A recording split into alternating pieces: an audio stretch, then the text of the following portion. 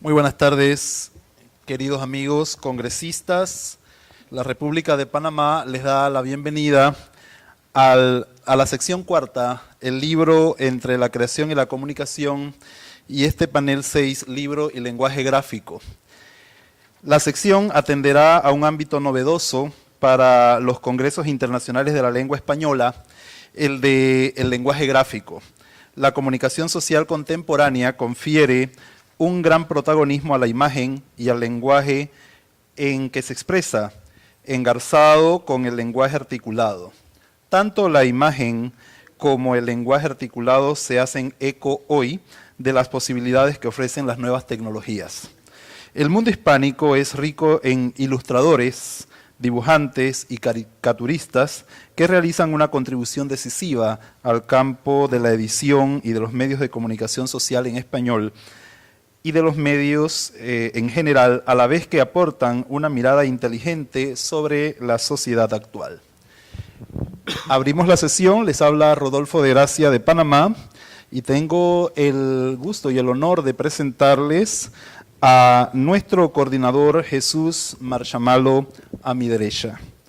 Jesús Marchamalo, Madrid 1960, escritor y periodista, ha desarrollado gran parte de su carrera en Radio Nacional de España y Televisión Española y ha obtenido los premios Ícaro, Montecarlo, Urti y en Nacional de Periodismo Miguel Delibes, entre otros.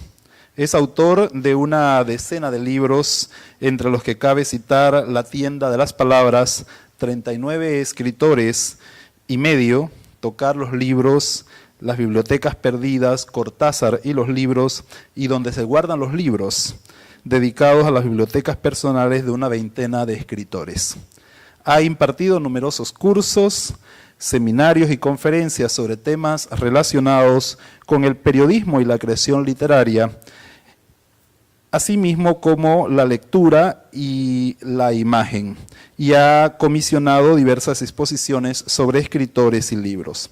En la actualidad colabora en el programa cultural La Estación Azul, en Radio Nacional de España, donde presenta la sección Más Libros, y en Radio Exterior, en el espacio Un Idioma Sin Fronteras.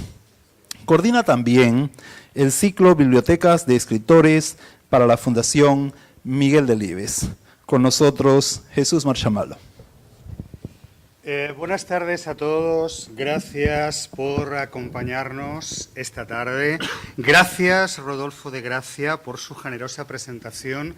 Ha habido un momento, según escribía esto hace un rato, que pensaba que me había equivocado y daba demasiado las gracias, pero no, se apellida Rodolfo de Gracia, de modo que no sobraba ninguna de ellas. Estoy seguro de hablar en nombre de todos los que ocupamos esta mesa, si comienzo por agradecer a la organización la invitación a este congreso. Es un honor, desde luego, para todos nosotros, un placer, desde luego, estar aquí y una oportunidad de conocer e intercambiar puntos de vista, opiniones, certezas y, sobre todo, dudas, que es de las mejores cosas que uno puede acabar intercambiando. Gracias también a todos ustedes por su generosa y cariñosa actitud al acogernos. Muchas gracias. El tema que nos va a ocupar durante la próxima hora y media es el libro y el lenguaje gráfico, como perfectamente nos adelantaba Rodolfo. Me van a permitir que comience contando una historia, que siempre es una buena manera, desde luego, de empezar. Muchos de los que aquí estamos, amantes, les supongo, del libro y la lectura, estaremos ya habituados a escuchar esa pregunta recurrente cuando alguna visita se acerca a nuestra casa y ve las paredes frondosas cubiertas de libros. Nos preguntan a menudo, como saben, admirados, alarmados casi, oye, ¿y todo esto de verdad lo has leído? Pregunta a la que, por cierto, Guillermo Cabrera Infante siempre respondía travieso: sí, pero solo una vez, tranquilo. No sé si habrán observado que la pregunta ha cambiado radicalmente con la aparición de los dispositivos electrónicos. Si uno tiene un ebook, porta un ebook con él, nadie le va a preguntar si ha leído todo lo que contiene, sino que le van a preguntar cuántos libros caben en su interior. Oye, ¿cuántos libros caben en este iPad que llevas? Tengo un amigo, y es a lo que vamos, que cuando le dicen aquí puedo llevar 5.000 libros, pregunta siempre con malicia, ¿me hablas de libros o de PDFs? Y deja absolutamente lleno de incógnitas al portador de la tableta. De eso, si les parece, es de lo que vamos a hablar, de los que les planteo hablar esta tarde. En estos tiempos de zozobra económica, social, en los que el futuro ha dejado de ser algo que podamos dar por supuesto y en los que la tecnología parece cernirse amenazante sobre la industria cultural, el cine, la música, los periódicos, los diarios, los libros también. Y digo que en esto que parece que todo esto peligra irremisiblemente, hablaremos de todo ese mundo gráfico que gira en torno a la edición y el libro. Hablaremos de fuentes tipográficas, hablaremos de diseño editorial, hablaremos de ilustración, de nuevos lenguajes gráficos y nuevos lenguajes gráficos y narrativos que permite la tecnología. Hablaremos de autoedición y hablaremos de los peligros de fiar a la imagen mayores créditos y certidumbres de las debidas. Me van a permitir los amigos ponentes que nos acompañan, editores, dibujantes, tipógrafos, que proponga 2 líneas de argumentación esta tarde para que las obedezcamos, las sigamos o que nos las saltemos también si nos apetece. La reivindicación del libro más allá del contenido, entender que una cosa es el contenido y que el libro plantea un valor añadido a ese contenido, y la otra es la tecnología y ver, suponer, analizar, hacer hipótesis respecto de cómo la tecnología va seguro a cambiar el futuro y el mundo del libro. Esto y, por supuesto, todo lo que quieran, así como ustedes, ir aportando a la conversación. Nos hemos propuesto no consumir dentro de lo posible más de los 10 minutos previstos para cada intervención, de modo que habrá después tiempo para que podamos debatir, discutir, provocar, intercambiar esas certezas y dudas de las que empezábamos hablando. No les robo más tiempo, voy a presentarles sin más a nuestros invitados con quienes he tenido el gusto y el placer de compartir charlas, ideas, conversaciones y paseos estos días y que se han convertido en este tiempo en inmejorables ya amigos. Nos acompañan Julio Villanueva Chang, viene de Perú, es director de la revista Etiqueta Negra, después se lo presentaré despacio. Nos acompañan Sagar Fournier de España, es dibujante, está aquí a este lado. Está con nosotros Miguel Repiso, llega desde Argentina, es humorista y editorialista gráfico. Jorge de Buen, tipógrafo y diseñador, viene de México. Y Daniel Wolkovic. Daniel Wolkovic es editor desde hace 30 años, ejerce el diseño gráfico en la profesión, la enseñanza y la investigación. Es profesor en la Universidad de Buenos Aires, en la Universidad Nacional del Litoral, en el Instituto Universitario Nacional de Arte y en la Universidad Maimónides. Dicta clases en el grado y el posgrado de distintas universidades del país, dirige su propia editorial especializada en libros de arte, diseño y comunicación, y el otro día nos obsequió con estos preciosos libros que acaban de salir en su editorial y que tienen mucho que ver con el tema, con el asunto que hoy nos ocupa y que titulábamos Libro y lenguaje gráfico. No vean lo que me costó el otro día en el hotel deletrear su nombre a través del teléfono con recepción para que me pasaran con su habitación. Buenas tardes, bienvenido desde Argentina, Daniel Wolkovic.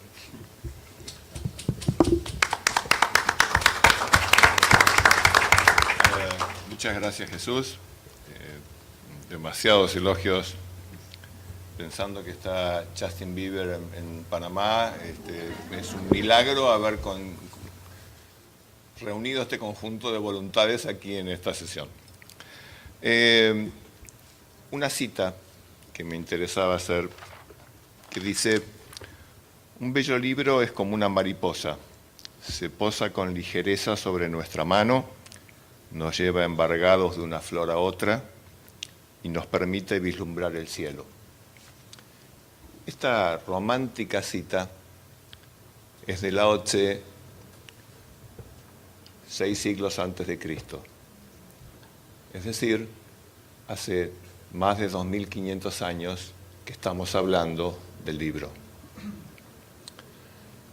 ¿Qué más podemos decir? Ya se ha dicho mucho. Mi preocupación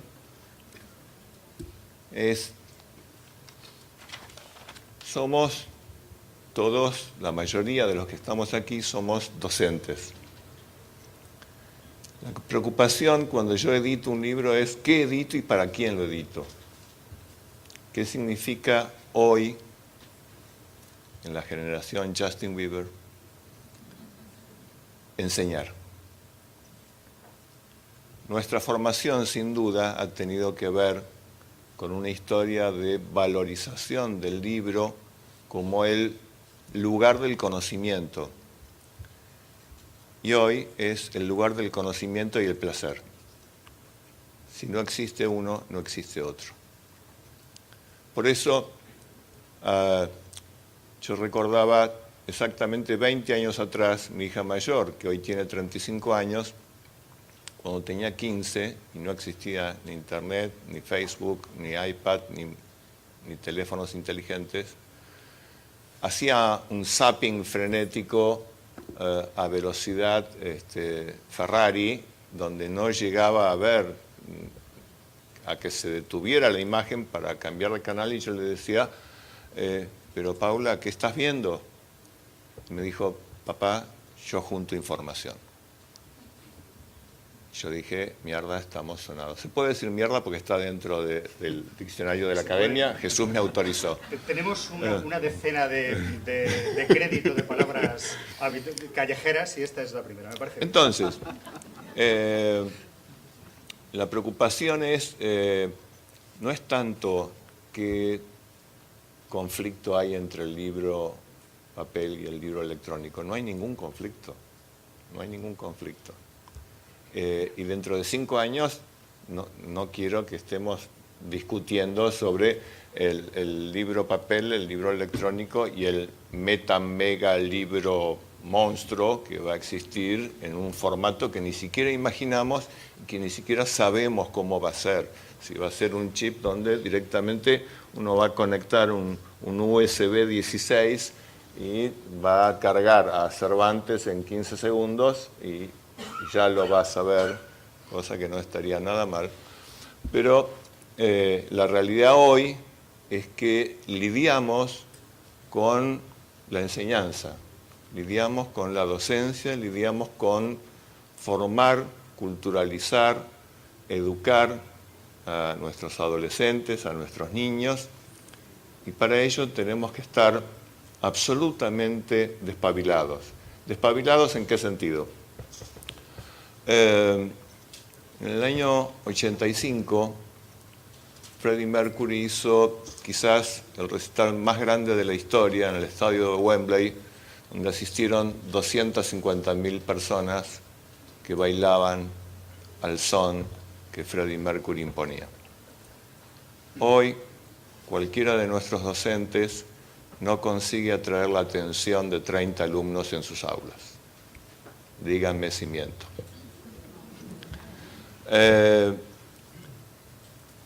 ¿Qué significa hoy pensar en una estructura de bombardeo comunicacional, de medios, de interacciones, donde los códigos corren a una velocidad de vértigo y donde estos chicos tienen la capacidad de recorrer esas autopistas a altísima velocidad? Si nosotros no somos capaces de entender cuáles son sus códigos y cuál es la forma en que a partir de contactarnos con ellos podemos llegar a incorporar el conocimiento. Esto necesita obviamente un nivel de actualización por parte de los equipos docentes muy altos, y esto es responsabilidad en general de los gobiernos. No alcanza con, como ha sucedido en gran parte de Latinoamérica, una computadora por alumno, una netbook por alumno.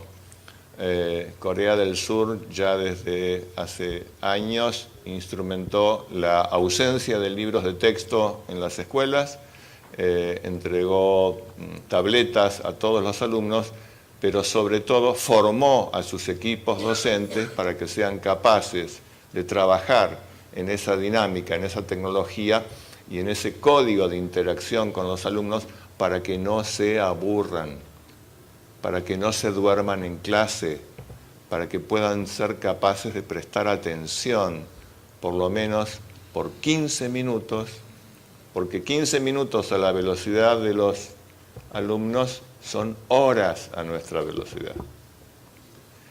Entonces, los diseñadores no es que nos hemos ocupado ahora de optimizar estas cosas. Esto ha sido parte de la historia del libro y de la historia de la cultura. Hay algo que se comentaba en una de las reuniones ayer donde fuimos a escucha y decían, bueno, pero no todo el mundo tiene acceso a Internet ni tiene computadora. Es cierto. Es cierto. O sea, solo el 30% de la población mundial tiene acceso a Internet. Quiere decir que la gran mayoría está fuera de este circuito. Ahora, ¿cuánto tiempo va a pasar para que se los incorpore? Bueno, el menor tiempo posible. Ahora, una vez que se los incorpore, ¿qué hacemos con esto? Es otra cosa. Hace muy poco sucedió en México DF el tercer simposio sobre el libro y el libro electrónico. Y participó un joven blogger argentino que se llama Hernán Casiari, que decía que su preocupación estaba en la concentración. Cómo hacer que la gente se concentre, porque se ha perdido la capacidad de concentración y eso implica la falta de incorporación al conocimiento. Y él contaba, decía, la vigencia de la literatura en toda su historia cuando le narraba a su hija Hansel y Gretel. Decía, llegaba a su hija de 9 años mientras le contaba la etapa más álgida del cuento, cuando los pajarillos se comen las migas de pan y quedan sin posibilidad de volver a casa, y la hija le decía, ¿y por qué no llama al papá por celular? ¿Por qué Julieta no le dijo a Romeo por mensajito de texto que iba a simular un suicidio? ¿Por qué Caperucita Roja no hizo un Skype para avisarle a la abuela que iba el lobo? Entonces, cuando los códigos que se manejan hoy están absolutamente subvertidos, nosotros no podemos quedarnos en el siglo XIX, ya no en el siglo XX, sino seguir enseñando como en el siglo XIX, porque la gente, los estudiantes, nuestros futuros, están allí, están en esos chicos que son los que van a realmente a ser líderes de opinión dentro de 10 años. Solo quería cerrar con una... Este año se cumplieron 50 años de Rayuela, el libro de Cortázar, y buscando material sobre eso encontré un audiotexto muy lindo donde Cortázar, en un disco de vinilo, pero no de los vinilos de ahora, sino de los vinilos de verdad, decía que él estaba en contra de los audiolibros, en principio porque el tiempo de lectura es muy diferente al tiempo de narración oral. Entonces, que si alguien escucha un texto, se distrae, va a mirar a ver si llueve, y que él no quería ser un colaborador a ser un fabricante de bostezos.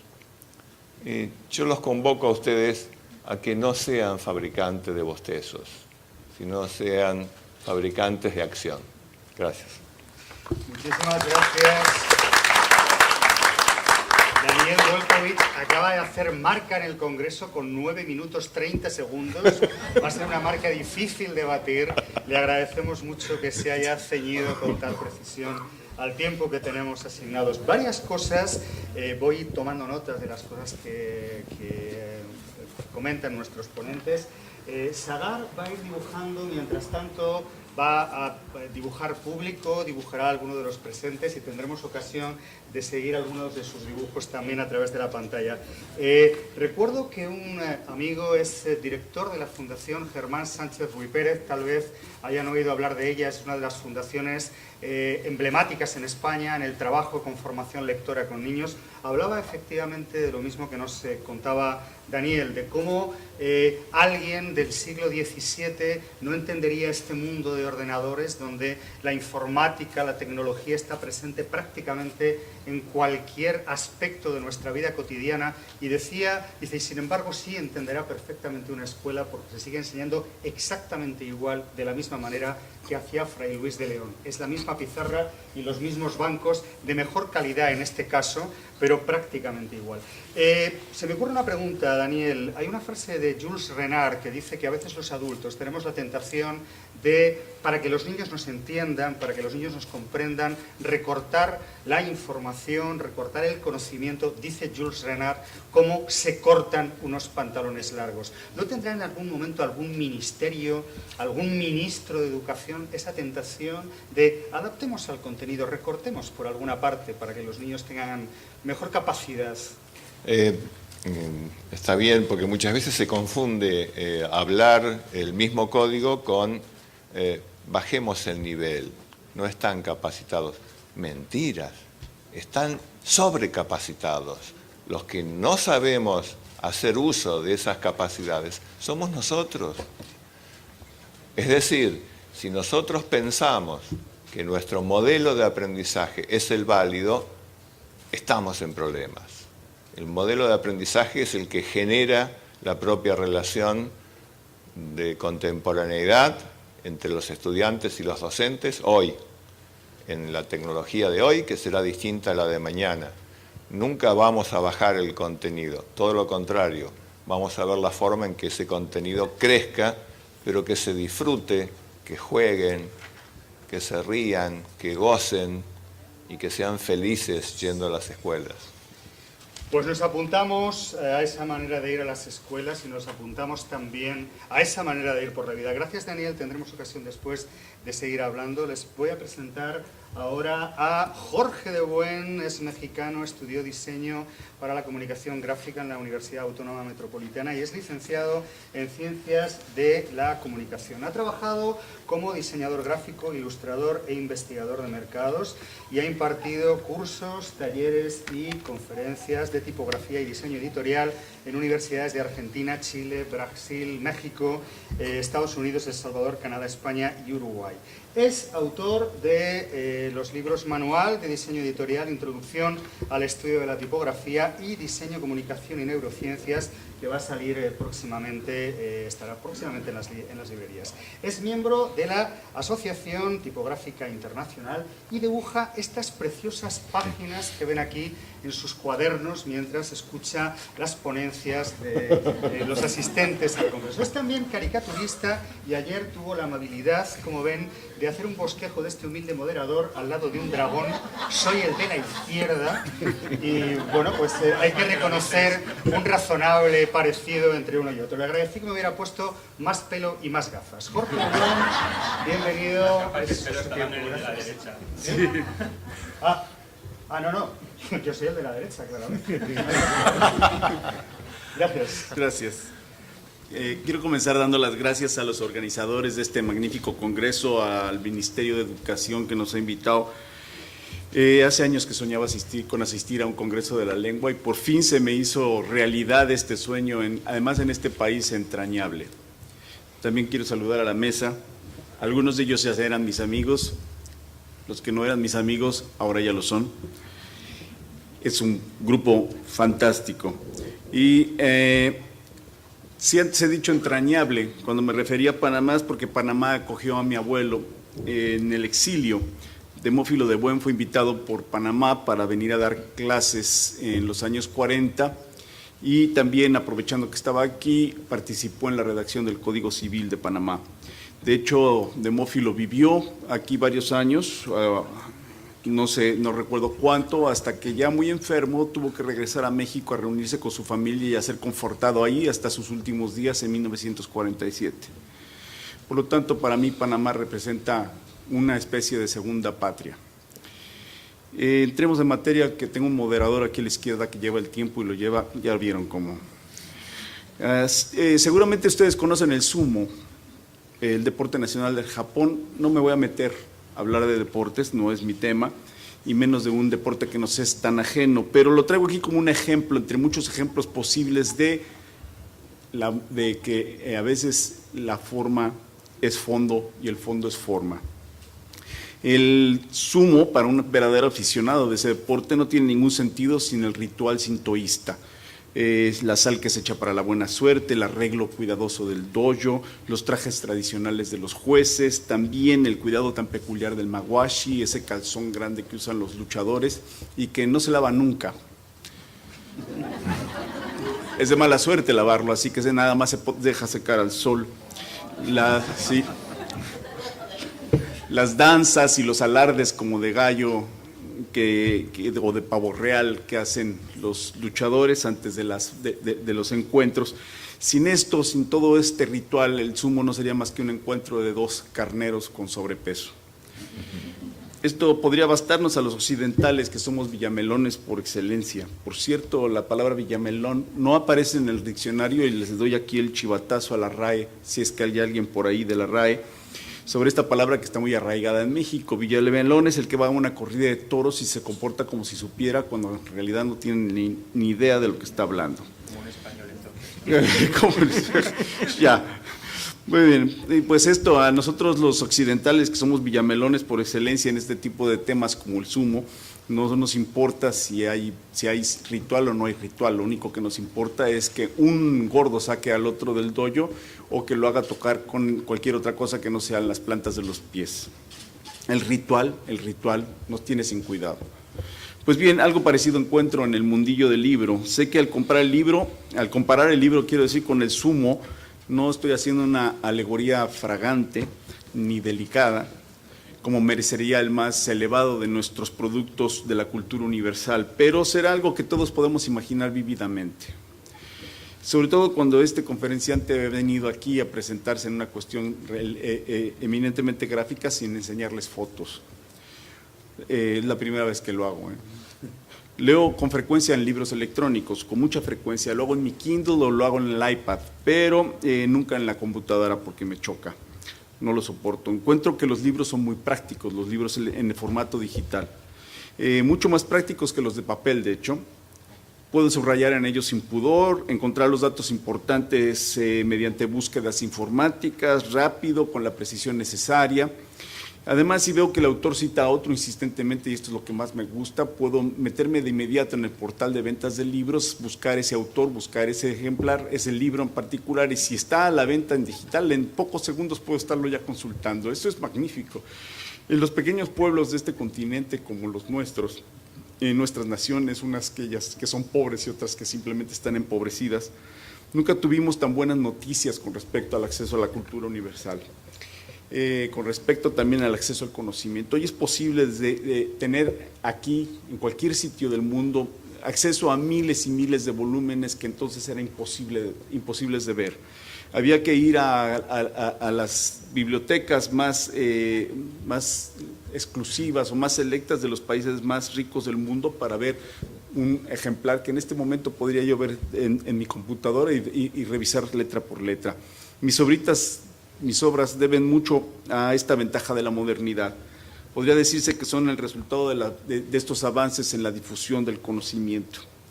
He vivido durante 20 años en ciudades donde las bibliotecas públicas carecen de obras de consulta, de obras especializadas y sobre todo de libros históricos. Pero la informática me permite meterme en una biblioteca virtual, como la de la Universidad de Sevilla, por ejemplo, y observar de cerca libros fabulosos, tesoros para mí, para un investigador de las artes gráficas y la historia del libro.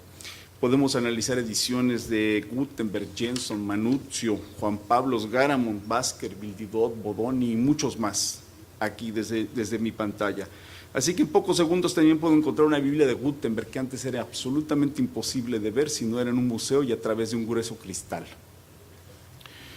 Y bien, me refiero a que si yo quisiera revisar la Biblia de Gutenberg en un libro de verdad, tendría verdaderos problemas. Y ahora que he dicho de verdad, quiero referirme a los libros que tienen olor, peso, textura, a objetos que recogen el tiempo y recogen el polvo y lo exhiben con más orgullo cada año que pasa. No es una charla de nostalgias esta. Cada objeto que representa su tiempo, su momento, y el libro es específicamente un objeto muy representativo de su instante. No es lo mismo que la televisión o el radio. Yo puedo tener una televisión o radio muy bien cuidadas, pueden funcionar muy bien, pero no van a poder exhibir los programas que exhibían hace 50 años esos mismos aparatos. Esos ya pasaron. En cambio, el libro no cambia. El libro está allí, es inmutable, permanece intacto como testigo perfecto del momento en que fue impreso. Continente y contenido son una pieza única e indivisible. Esto se debe a que el libro de papel, trátese del libro que se trate, siempre un producto gráfico, donde la forma es fondo. De seguro aquí los presentes tenemos una visión muy sesgada, incluso romántica, del libro de papel. Lo amamos tanto como el idioma, a veces incluso más. Algunos de ustedes son lectores y otros probablemente son hasta coleccionistas de libros, además de haberlos leído. Otros más habrá que diseñen o piensen acerca de sus formas, de la diversidad de sus presentaciones. Habrá quienes participen en la construcción o escriban sobre ellos. Yo, por ejemplo, diseño libros y escribo sobre libros, cómo diseñarlos, desde hace ya muchos años. Trato de transmitir conocimiento sobre cómo hacer un mejor producto editorial para que sea más legible y grato a la vista. Así que mi visión está fuertemente sesgada con la estética del libro, con su parte gráfica. Cuando veo un libro, el texto es tan solo una de las partes, para mí, porque me interesan también los márgenes, los tipos con que está compuesto, los aromas, la calidad de la impresión, el espesor del papel, las tintas, la geometría, muy especialmente la geometría de la página. Me fascinan de manera muy especial los espacios, es decir, todos los blancos, todo lo que no es. Por cierto, esa es en verdad la gran diferencia entre el libro de papel y el libro electrónico. En la pantalla el blanco no es nada, o es todo lo que no es. En el papel el blanco es la expresión de la jerarquía, del orden, de la comprensión. El blanco es el fundamento de lo que no es blanco. El entendimiento del espacio no impreso es lo que estrecha el vínculo entre el lector y el autor de la obra. Y es lo que provoca la desaparición forzosa del diseñador editorial en el proceso de la lectura. Los libros tradicionales no van a desaparecer. En mucho tiempo no van a desaparecer y quizás nunca. En un nunca que evidentemente no llega hasta nunca. Pero serán pocas las obras que merezcan ser llevadas a la prensa en el futuro. A fin de cuentas, el proceso de diseñar un libro para la prensa es costoso y es complicado. Exige conocimientos especializados que cada vez van a ser más escasos, pero es enormemente digno. Todo esto y con esta confesión de optimismo, temo por el futuro de algo que lamentablemente parece que sí se va a perder sin remedio. La asociación de la palabra libro con el volumen impreso. Cuando veo mi Kindle, no puedo creer que a un espíritu perverso se le haya ocurrido llamar libro a ese cacharro. Me temo que mi defensa de la palabra libro será nostálgica y se va a quedar, y peor aún, me temo que es fetichista. El artilugio electrónico, y ojalá que le encontremos rápidamente un nombre apropiado a esa cosa, es tan descolorido como el zumo cuando se despoja de los rituales. Podrá complacernos momentáneamente, pero si se trata del placer sensual de leer, preferiré siempre el beso, el abrazo y la caricia tersa del papel.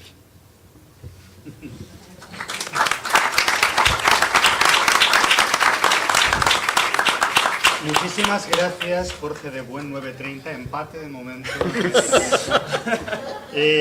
Varias cosas muy brevemente. Sagar Forniés, que sigue, como ven, dibujando. Hay una parte privilegiada del público, como ven, que se han sentado en el lugar bueno y que serán inmortalizados. Ahora haremos todo lo posible para no crear agravios entre nuestro público. Decía esta mañana que no había conocido tantos tipos juntos que no hablaran de fútbol durante 2 días. Y confesaba que éramos algunos de los tipos más extraños que había. Dice, ¿cómo es posible que... Dice, sois unos frikis, es una palabra que en Madrid significa gente de extrema rareza. Dice, no habéis hablado nada de fútbol. Verán cuando vaya contando que no solamente no hablábamos de fútbol, sino que además hablábamos de sumo. Nos ha inquietado horrores este ritual que prohíbe lavar los calzones. Si no se pueden lavar, tal vez podrían plantearse la posibilidad de cambiarlos de vez en cuando, porque si no nos vamos a poner extremadamente nerviosos. Y en Panamá se llama lavado en seco. Fenomenal. A mí esto me ha dejado un poco preocupado. Nos sumamos, por supuesto, a esta visión nostálgica del libro. Les invitamos también, como es natural, a sumarse y a esa elección sensual de la lectura que uno tiene, desde luego, con el papel. Tenía una pregunta para Jorge de Buen. Ha recibido hace un rato el trabajo a través del correo electrónico de una de sus alumnas de diseño, un trabajo que ha ponderado muy positivamente. Decía, mira, está muy bien porque está bien elegida la letra, están bien hechos efectivamente los espacios, está bien presentada la página. Todo eso de algún modo desaparece con el libro electrónico. Una de las cosas que rápidamente los lectores cuentan de sus libros electrónicos es su propia capacidad para rediseñar la página, elegir el color de la letra. Desaparece inexorablemente el control del editor en el libro electrónico. Sí, esa es la parte que a mí menos me gusta, quizás porque soy un diseñador de libros y pondero muchísimo la calidad del manejo de la tipografía y sobre todo el espacio entre las palabras, por ejemplo, el espacio entre un título y lo que sigue o el espacio entre un título y lo que antecede. Me parece que el libro electrónico va a ir para allá, o sea, no puede evitarlo. No puede evitarlo, tiene que ir a un punto donde haya un diseñador que sea el intermediario entre quien escribe y quien lee. Ese intermediario que está en este momento en una especie de limbo extraño entre que si participa o no participa, o participa a veces y a veces no, ese tiene que volver, tomar el control de la situación y convertirse otra vez en un personaje fundamental, pero invisible, del proceso de la lectura. George Steiner hablaba de la muerte del libro, y ahora que hemos estado hablando de la visión romántica del libro, Vargas Llosa hace una defensa a partir precisamente de esa expresión de Steiner. ¿Cuál es tu visión precisamente sobre esos 2 puntos de vista? Sobre...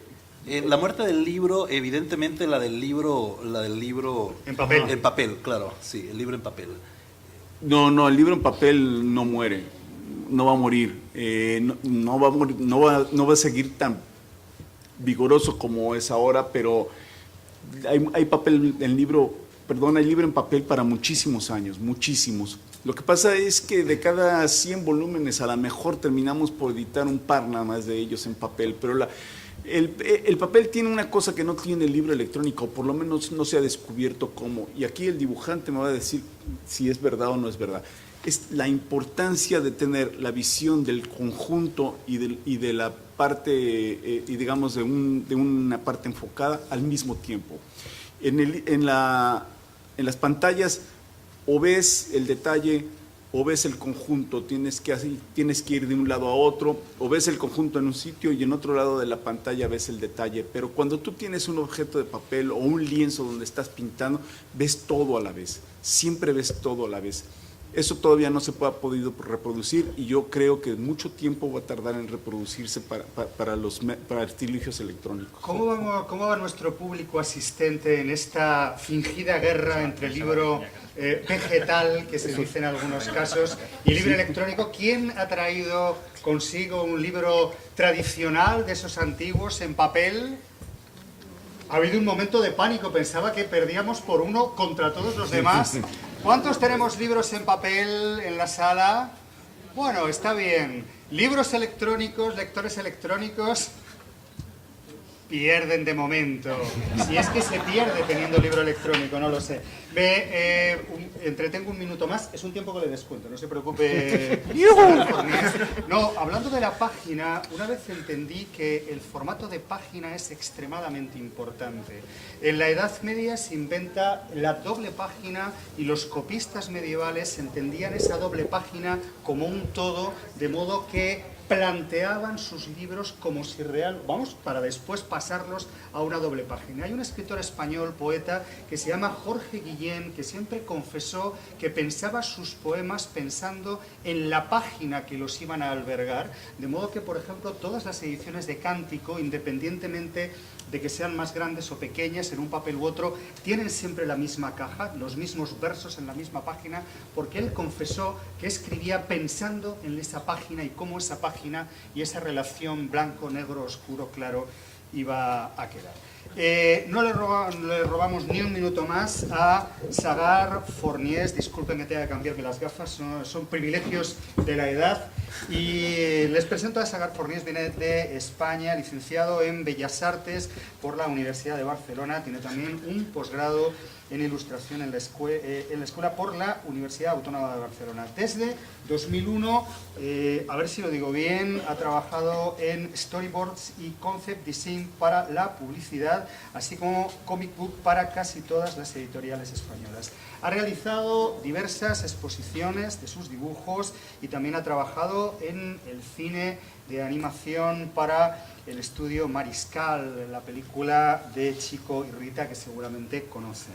Entre sus últimos clientes se encuentran marcas como Sony, Radio France, Ibercámara, La Caixa, el Fútbol Club Barcelona, mucha gente del Barcelona también aquí, y el Ayuntamiento de Barcelona. Lo habrán visto a Sagar estos días por ahí en diversos rincones del Congreso y diversos rincones de la ciudad, siempre con ese cuaderno que le acompaña a todas partes y en el que va dibujando todo aquello que le rodea. Estas son algunas de las imágenes que contiene ese cuaderno, como ven, espectaculares, un cuaderno que nos hemos ido pasando unos a otros y que, ya digo, siempre lleva encima y he ido pasando de mano en mano. Sagar Forniés, bienvenido, buenas tardes, gracias. Es su tiempo. Bueno, primero, antes de todo, responder a lo que me preguntaba Jorge. El dibujo que estoy haciendo ahora mismo está hecho en un programa de iPad que no te permite aumentar y disminuir la imagen, sino que todo lo que hay es todo lo que cabe en la pantalla a la vez. O sea, es un programa que ya está planteado como propio facsímil del papel. Por supuesto, es el único que conozco. Todos los demás, y por lo que me han dicho también, tienen zoom y tú puedes visualizar de forma relativa las imágenes. Ahora ya empezando un poco, lo que quería comentar a casi todo el mundo que he conocido estos días, que por cierto yo no, y a toda la gente con la que he hablado de Barcelona, les he ido comentando que no tenía ni idea porque me han invitado a este congreso, porque en lo que llevamos de año no he leído ni un solo libro. O sea, pero luego, así reflexionando, pensé, igual me han invitado porque creo que tengo la biblioteca más grande de España sin haberlos leído los libros. O sea, tengo estanterías enteras esperando que algún día las abra y las lea. Porque me encantan los libros, pero por mi trabajo no tengo nada de tiempo de poderlos leer. O sea, envidio a la gente que llega a las 7 o las 8 de la tarde, llegan a casa, se sientan en el sofá y abren un libro.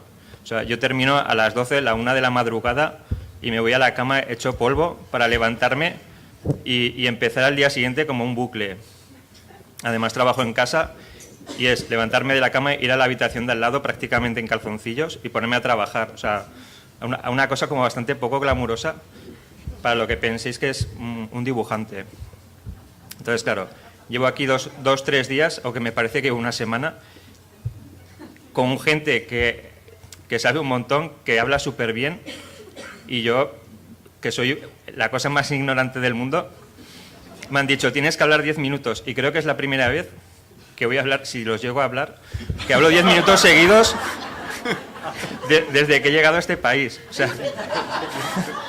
sea, he estado con gente que ya no es que hable muy bien, que lo hablan, sino es que tampoco te dejan hablar.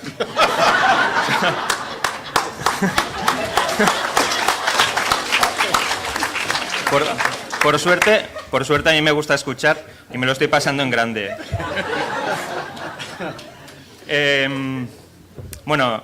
Jesús os estaba enseñando los dibujos de mi cuaderno.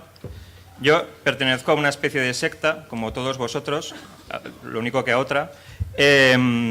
Nos hacemos llamar Urban Sketchers y somos gente que vamos o dibujamos nuestra ciudad o allá donde vamos llevamos un cuaderno y retratamos toda nuestra vida, ¿no? Hacemos un diario personal de todas nuestras actividades a las que creemos que tienen algún interés y de alguna manera mostramos todo este trabajo en la red.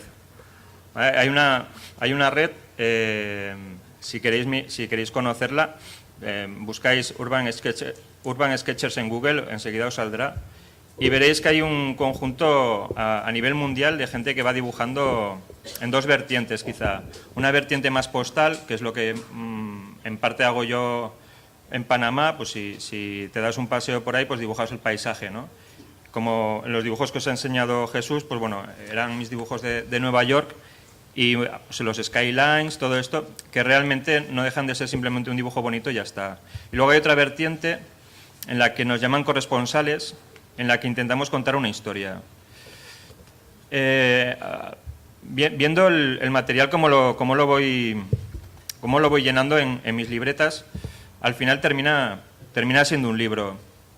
Entonces al final dices, hombre, pues algo de sentido tiene estar aquí, ¿no? Pero lo curioso es que nos comunicamos de forma virtual y todo ese material está aislado y colgado en Internet para que toda la gente lo vea.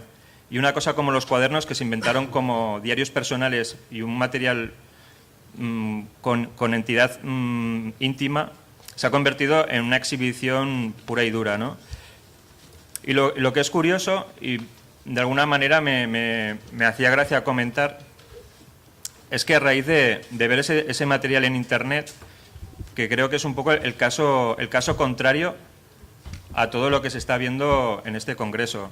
Una vez viendo el material digitalizado, hay una demanda para convertirlo en papel, porque la gente tiene una necesidad de tener ese material recogido.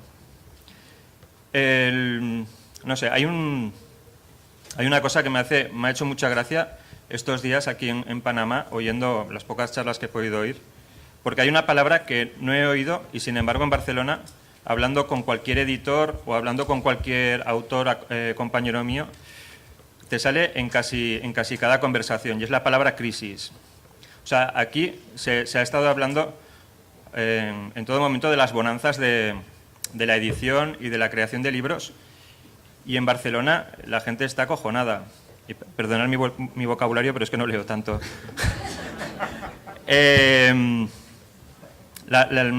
Los editores no consiguen encontrar una vía de edición que les funcione. Los autores no llegamos a final de mes ni de la manera más triste del mundo. Y todos nos vamos echando las culpas los unos a los otros. Obviamente, no sé si todos conocéis cómo funciona el mundo editorial. El autor es el que menos cobra de la cadena de cobro. En papel yo consigo que me paguen mis editores entre el 8 y el 10% de las ventas, cuando a lo mejor el distribuidor, que solo tiene que llevar el libro y ponerlo en la librería, pues igual cobra el 30%, ¿no? Que me parece estupendo, o sea, no quiero criticarlo. Cuando los editores ya ven que no pueden exprimir más el papel, te dicen, oye, te vamos a hacer un contrato para libro electrónico y vas a cobrar el 2% de todo lo que se haga. Y piensas, en papel yo entiendo que el distribuidor tiene un dinero que cobrar, pero los libros electrónicos a día de hoy no tienen vías de distribución tan claras, por lo menos en cómic. Entonces, el libro electrónico, algo que aquí se está en todo momento hablando y polemizando, entre comillas, en España es una cosa que ya ha pasado. Ya nadie apuesta por el libro electrónico.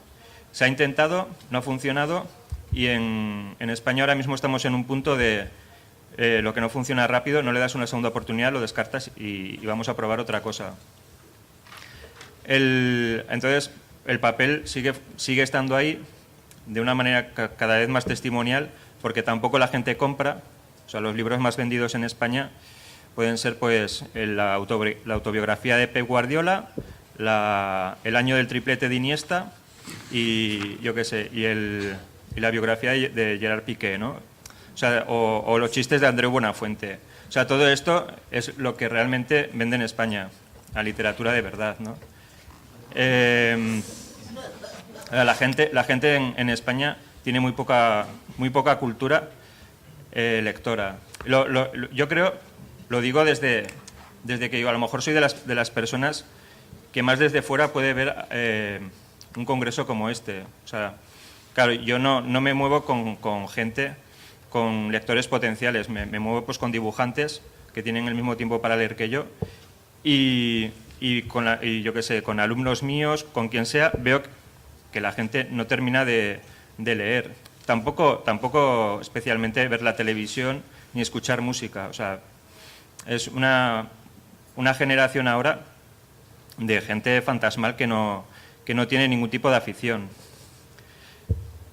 Respecto a los libros, sí que quería hacer una...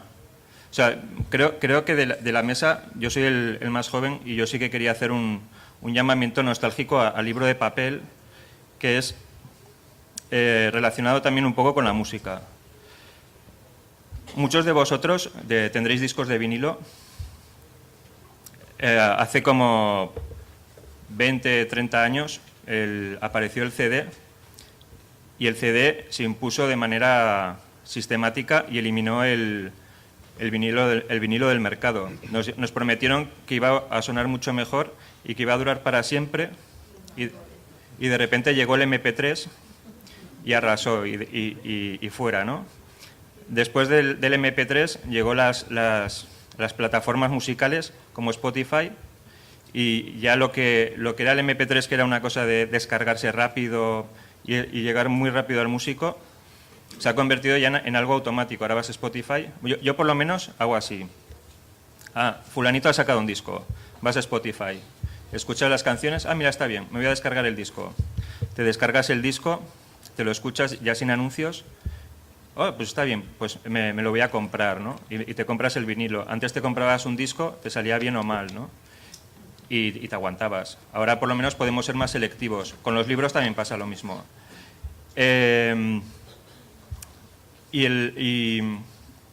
Bueno, y ahora la gente, como han ido comentando mis compañeros, pues lo que van a hacer ahora, ya no te bajas un disco o no te bajas una canción, ahora te bajas una discografía. Y llega un momento en que cuando hablas con amigos sobre música, sí, yo me he descargado toda la discografía de fulanito, pero no la escucho porque no tengo tiempo. Tengo 3 terabytes de música, podría estar escuchando música interrumpidamente hasta que me muera y no la voy a oír toda, pero como es gratis descargar, pues un poco me imagino que con los libros electrónicos pasa lo mismo, ¿no? Tú puedes descargar hasta el aburrimiento y saber que no lo vas a poder leer porque no hay vida material para tanto. Pero como es gratis, ahí lo tienes, ¿no? Sin embargo, yo prefiero o sea, yo soy muy fetichista, ¿no? Yo desde hace 3 años, o sea, casi nadie lo ha debido de hacer esto en la vida. Desde hace 3 años me compré un tocadiscos y empecé a comprar vinilos. Cuando ya los vinilos los vendían en los puestos por la calle a €1, ¿no? O a $2. Y empecé a comprar vinilos por el hecho del objeto. O sea, yo me he comprado discos que tienen troquelados, que tienen ilustraciones gigantescas, que se abren y la ilustración se hace todavía más grande. Son bonitos, los coges en las manos, los disfrutas y encima suena mucho mejor. En los estudios que se han hecho últimamente han demostrado que el vinilo, después de 30 años de agonía, sigue siendo, ahora mismo es el soporte de música que más se vende, después de la música por el Apple Store. Pero una cosa que ya la gente había dado por muerta está ahí. Yo creo que con el libro siempre pasará lo mismo. Los libros siempre van a estar ahí.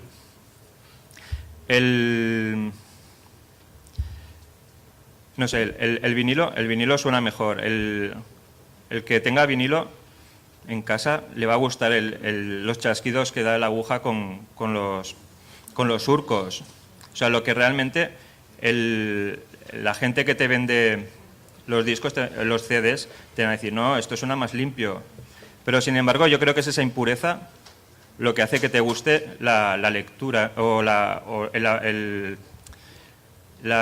escuchado del disco, ¿no? Y con los libros yo creo que pasa lo mismo. Los libros se ponen amarillentos, los libros se abren mal, según qué pegamento les ponen, te hace que te huela toda la estantería, pero sin embargo el objeto en sí creo que a mí por lo menos me encanta. Y si de hecho, por lo menos en Barcelona, no sé cómo será Panamá, si yo consigo libros digitales es porque mi piso es súper enano y ya no me caben más libros. Y me encantaría tener más. El problema que tengo en casa es que ya no me dejan comprar más libros porque no nos caben. Y dices, a ver, tenemos 30 y pico años, ¿cómo vamos a dejar de comprar libros a estas alturas? Con el ritmo que llevamos. O sea, no puedes, ¿no? Y desde mi punto de vista de la ilustración, los libros son muy bonitos con los dibujos, ¿no? Los editores cuidan mucho el objeto y saben que se están jugando un libro más caro y las ventas en la propia edición. Eso lo tienen que cuidar mucho. Los libros convencionales, los libros sin dibujos, claro, es una lucha perdida entre a lo mejor el libro grande y el libro de bolsillo, o buscando formatos imposibles para intentar vender 1000 veces el mismo libro, ¿no? Buscar el bestseller, buscar algo que se venda rápido. Y yo creo que hay por lo menos en mi sector, hay una resurrección del libro de autor, ¿no? Volviendo al tema también de antes, de mis compañeros que dibujan y les piden libros, ¿no? En España se ha puesto de moda el libro de autoedición, el libro en el que tú controlas el material que quieres mostrar, controlas la edición, el formato, controlas el público al que quieres venderlo. Y por supuesto, todo lo que vendas te lo llevas tú. En el momento en que te meten en líneas editoriales, en el momento en que el editor intenta llevarte a su terreno y a lo mejor tú tienes la suficiente personalidad de crear tu trabajo, la autoedición muchas veces es la respuesta. La verdad es que encima trabajamos con material que previamente ya hemos hecho gratis. O sea, hemos enseñado el trabajo en Internet y luego encima lo vendemos. Yo creo que eso es espectacular. Porque eso quiere decir que sigue habiendo un amor por el libro fuera del... Bueno, fuera. Me quedo en blanco. Esto pasa cuando no hablas tanto tiempo todos los días. De todas maneras, te digo que no le hemos querido interrumpir porque es cierto que los que estamos en esta mesa es muy complicada la competencia en el número de palabras. Nos decía, dice, no consigue decir una palabra en 3 días y es verdad que aquí hablamos mucho. Enhorabuena, ha hecho 15 minutos y medio. ¡Qué cabrón! ¡Haberme cortado! Se lo estaba deseando. No solamente ha hecho 15 minutos y medio, es la vez que más ha hablado Sagar, le daremos un certificado al final del Congreso, sino que además ha utilizado 3 palabras de la caja de 10 que teníamos de tacos y palabras malsonantes. Así que, aún puedo decir más. Muchas gracias, Sagar. Una última cosa. Sí, ya fuera de todo argumento, mientras ellos hablan, y si no les sabe mal a mis compañeros, sí que me gustaría enseñaros un poco de mi trabajo mientras ellos hablan en la pantalla, ¿vale? Yo, con los nervios y como no sé hacer 2 cosas a la vez, solo me he puesto a decir tonterías, ahora voy a enseñaroslas, ¿vale? Muchas gracias, Agar. Enhorabuena, ya digo, por esto. Una cosa que cuando he hablado de esta imagen, se me ha quedado la imagen del propio Sagar, tengo que quitármela de la cabeza cuanto antes, por la mañana en calzoncillos, y pensaba, si también los ilustradores tienen un código como los luchadores de sumo, no tienen el mismo problema, ¿no?